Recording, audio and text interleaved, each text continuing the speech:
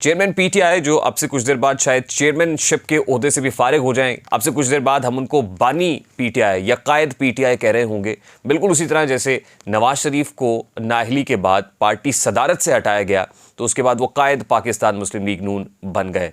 तो कायद पाकिस्तान तहरीक इंसाफ इस वक्त अटक जेल में है, अटक किले में है। अटक किला वही है जिसमें नवाज शरीफ को गिरफ्तार करके भी रखा गया था। चेयरमैन पीटीआई के वो पुराने स्टेटमेंट्स जो उन्होंने उस वक्त के पॉलिटिकल ओपोनेंट्स से मुतालिक दिए थे। नवाज शरीफ, आज से मेरी पूरी कोशिश है तो मुल्क में वापस लाया जाए। शहबाज शरीफ को जरा थोड़ा सा प्रेशर बर्दाश्त करना पड़ेगा। राना सुनाउल्लाह तुम्हें मूंछों से पकड़ के जेल में लेके जाऊंगा। अस्सलाम वालेकुम मेरे सादा से पाकिस्तानियों, मेरा नाम रेहान तारिक है और आप मेरा यूट्यूब चैनल और फेसबुक पेज देख रहे हैं।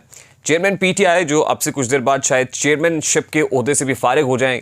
इलेक्शन कमीशन ऑफ पाकिस्तान का बड़ा इंपॉर्टेंट इजलास है और उनको पार्टी चेयरमैनशिप से हटाने की कार्रवाई भी इलेक्शन कमीशन ऑफ पाकिस्तान और ये हुक्म जारी कर सकता है कि वो पार्टी चेयरमैनशिप पर नहीं रहेंगे। उसके बाद पार्टी चेयरमैन कौन होगा, this is yet to be decided. लेकिन अब से कुछ देर बाद हम उनको बानी पीटीआई या कायद पीटीआई कह रहे होंगे। बिल्कुल उसी तरह जैसे नवाज शरीफ को नाअहली के बाद पार्टी सदारत से हटाया गया तो उसके बाद वो कायद पाकिस्तान मुस्लिम लीग नून बन गए। तो कायद पाकिस्तान तहरीक इंसाफ इस वक्त अटक जेल में है, अटक किले में है। अटक किला वही है जिसमें नवाज शरीफ को गिरफ्तार करके भी रखा गया था। ये अटक किला जेल वही है जहां पर कोई ए या बी कैटेगरी यानी बेटर कैटेगरी मौजूद नहीं है। ए या बी कैटेगरी वो होती है जिसके अंदर ग्रेजुएट मुल्ज़िमान को रखा जाता है या ऐसे लोगों को, ख़ासतौर पे ए कैटेगरी में ऐसे लोगों को रखा जाता है जो कुछ साबिका वफाकी वज़रा हों, सीनियर सियासतदान हों, साबिक वज़राए आज़म हों, उनको ए कैटेगरी दी जाती है। बी कैटेगरी उनको दी जाती है ऐसे लोग जो अच्छी फैमिली से, पढ़ी लिखी फैमिली से, स्ट्रॉन्ग बैकग्राउंड से हों, उनको बी कैटेगरी दे दी जाती है। सी कैटेगरी या कॉमन कैटेगरी के अंदर आम जो मुल्ज़िमान हैं उनको रखा जाता है। चोरी, डकैती, राज़नी की वारदात करने वाले लोगों को सी कैटेगरी में रखा जाता है। तो अटक किले के अंदर या अटक जेल के अंदर इमरान खान को इसी कॉमन कैटेगरी क्लास के अंदर रखा गया है, सी कैटेगरी क्लास के अंदर। अब इमरान खान की गिरफ्तारी का जो मामला है वो किस तरह पेश आया, तमाम तर डिटेल्स अनफोल्ड होना शुरू हो गई हैं। जज हुमायूं दिलावर ने जो जजमेंट दी, उस जजमेंट के अंदर उन्होंने पाबंद किया आईजी पंजाब को और सुपरिटेंडेंट अडयाला जेल को। आईजी पंजाब को पाबंद किया गया कि वो मुजरिम इमरान खान को गिरफ्तार करके ज़मान पाक से गिरफ्तार करें और उनको अडयाला जेल मुंतकिल किया जाए। लेकिन हमने देखा कि पंजाब पुलिस ने कार्रवाई तो की और ये भी देखा कि Punjab police already stand by थी, यानी 150 से 200 कम से कम लगभग जो पंजाब पुलिस के एहलकार हैं वो सीना सपर थे, वो प्रॉपर इक्विप्ड थे, हर तरीके से अगर कोई एजिटेशन होती उसको काउंटर करने के लिए तैयार थे। हत्ता कि जिस वक्त चेयरमैन पीटीआई को गिरफ्तार किया उनकी रिहाइशगाह से, तो जो बुलेट प्रूफ दरवाजे और बुलेट प्रूफ शीशे हैं वो भी तोड़े गए और वो तोड़कर वो चेयरमैन पीटीआई के लिविंग रूम में दाखिल हो गए। और लिविंग रूम में दाखिल होने से पहले मोहलत भी मांगी गई। अंदर से आवाज़ आई, खातून आवाज़ देती है कि ठहर जाएं, रुकने का कहा गया पुलिस एहलकारों को। बारकैफ ये तोड़ फोड़ हुई और तोड़ फोड़ करने के बाद जिस वक्त वो वहाँ पहुँचे तो चेयरमैन पीटीआई ट्रैक सूट में मलबूस थे और उनकी तरफ से दरख्वास्त की गई कि उनको कपड़े तब्दील करने दिए जाएं, लेकिन वो कपड़े तब्दील करने की भी मोहलत नहीं दी गई। और उसी तरह से बरास्ता मोटरवे, पहले ये कहा जा रहा था कि शायद हेलीकॉप्टर में बिठा के उनको अडयाला जेल मुंतकिल किया जाएगा, लेकिन बरास्ता मोटरवे तकरीबन 6:20 पे, शाम 6:20 पे उनको अटक जेल ले जाया जाता है।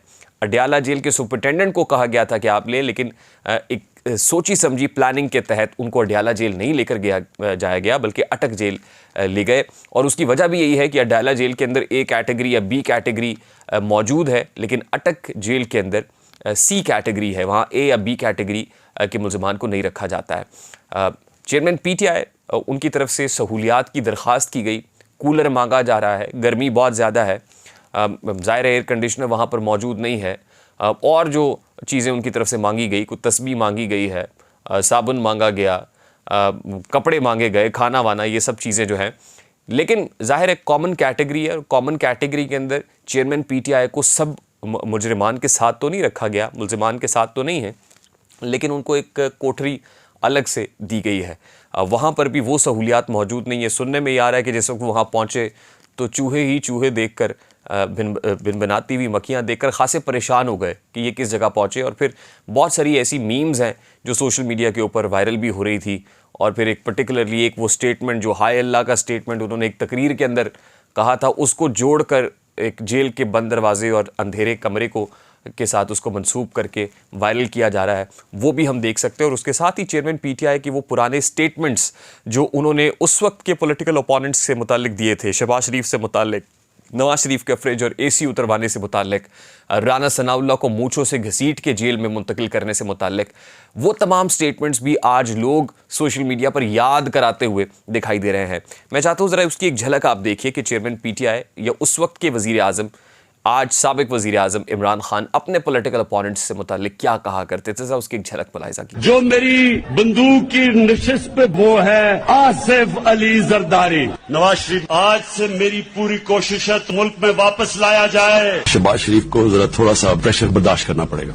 राना सनाउल्लाह तुम्हें मूंछों से पकड़ के जेल में लेके जाऊंगा। तो आपने सुना कि चेयरमैन पीटीआई उस वक्त अपने सियासी मुखालिफिन के लिए क्या जज्बात रखते थे कि जेल में उनके लिए कैसी सहूलियात होनी चाहिए।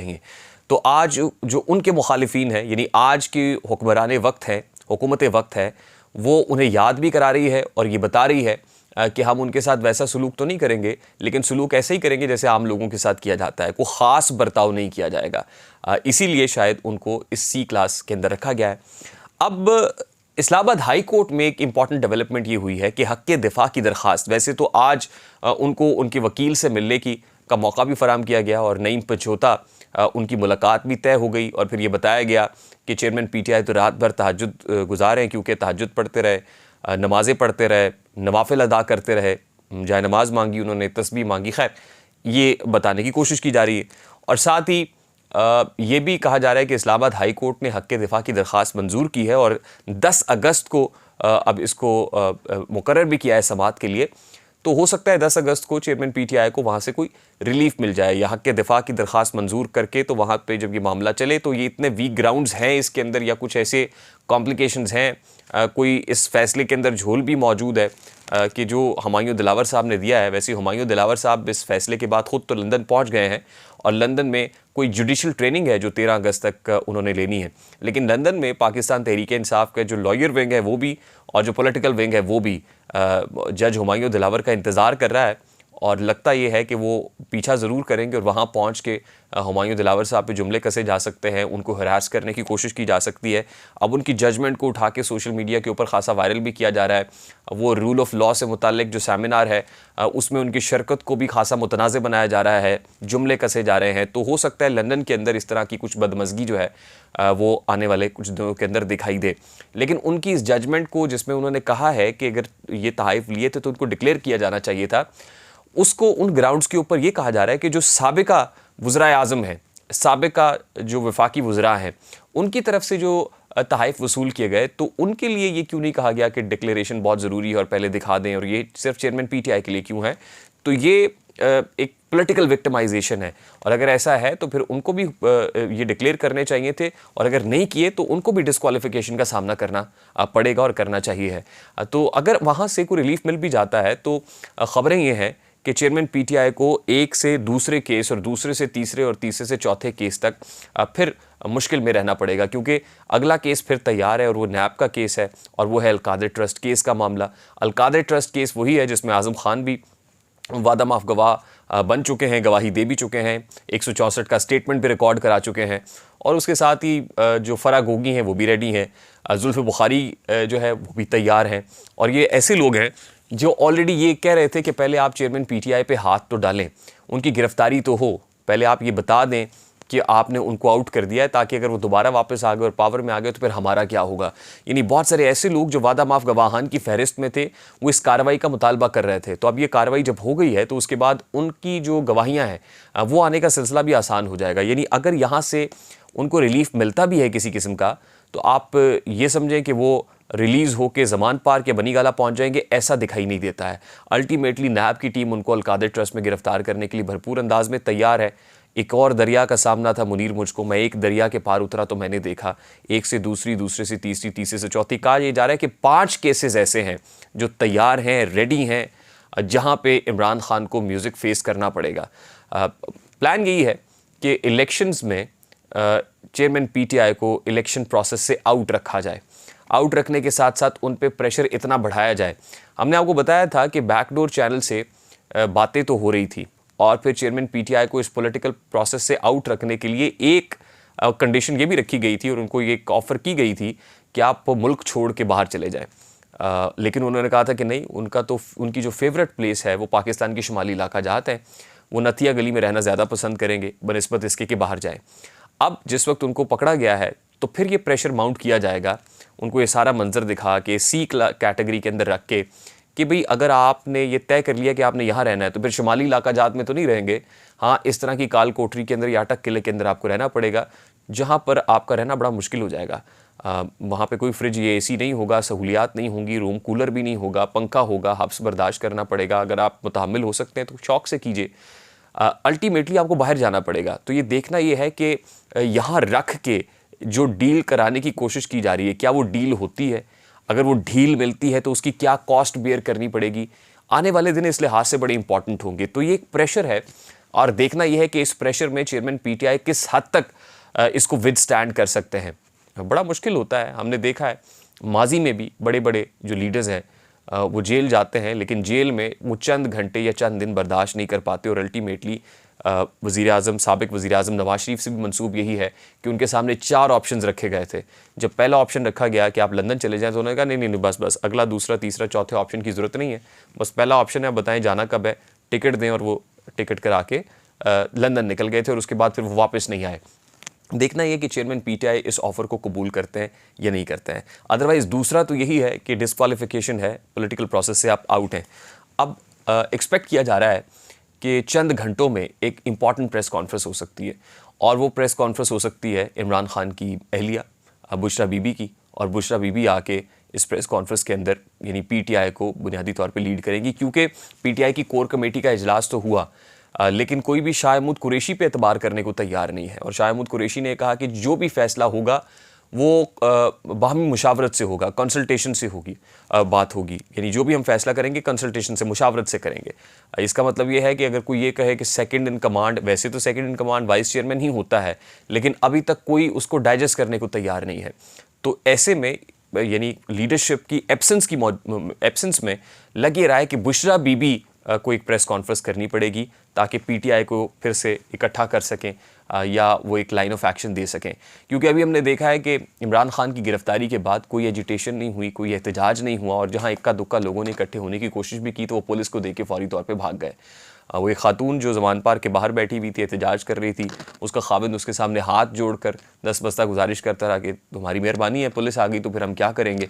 तो फिर जैसी पुलिस आई तो वही हुआ कि सब लोग दुम दबा के भाग गए। तो अभी जो है वो कोई बुनियादी तौर पे पूरे मुल्क के अंदर मैस लेवल पे कोई एजिटेशन, कोई मज़ाहमत, कोई इमरान खान के रिलीज़ के लिए कोई नारे, कोई फ्लैक्सेस, कोई बैनर्स, कोई प्लेकार्ड्स, कुछ भी नहीं दिखाई दे रहा। बस इक्का दुक्का जगहों के ऊपर कुछ वकला ने डिस्ट्रिक्ट एंड सेशन कोर्ट के अंदर कुछ एहतजाज ज़रूर किया है कि जहाँ पर पुलिस ने उन पर लाठियाँ भी बरसाई हैं।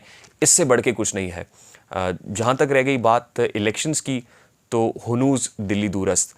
आने वाले दिनों में चेयरमैन पीटीआई के लिए कोई आसानी दिखी, क्योंकि बहुत से लोग ये सवाल कर रहे हैं कि क्या होगा, रिलीज़ हो जाएंगे? नहीं, तो रिलीज़ हो भी जाएंगे। अगर इस्लामाबाद हाई कोर्ट उनको कोई रिलीफ दे भी देगी तो फिर उनको अगले केसेस का सामना करना पड़ेगा और वो तब तक होगा कि जब तक कोई डील या ढील नहीं हो जाती है। मुझे रेहान तारिक को इजाज़त दीजिए। अपना बहुत सारा ख्याल रखिएगा। अस्सलाम वालेकुम।